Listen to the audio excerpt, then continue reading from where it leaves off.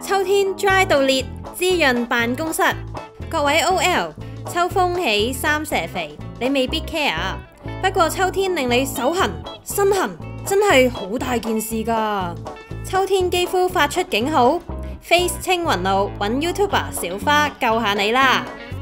如果真係太乾嘅人咧，其實可以喺妝前，即係除咗用一啲比較保濕嘅嘢之外咧，可以用化妝水，又或化妝水跟住濕一濕面紗，跟住去濕敷佢大約5分鐘，5至到10分鐘啦。咁其實好快咁樣，即係可能一路刷牙一路敷住咁樣，咁跟住刷完牙就落嚟，跟住再搽翻呢部精華，跟住 cream 啊嗰啲嘢啦。救完 dry 到裂嘅肌膚，係時候救 OL 個嘴仔喎。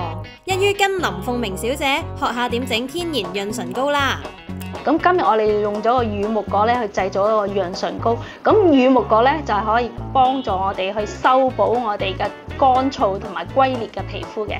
我哋所需嘅材料咧就係樂里油啦、蜜蠟啦、乳木果啦、潤唇膏筒啦。我哋將蜜蠟、乳木果、樂里油加埋一齊，用蒸煮嘅方法煮溶咗之後咧，就可以入落潤唇膏筒度啦。攤凍之後就得㗎啦。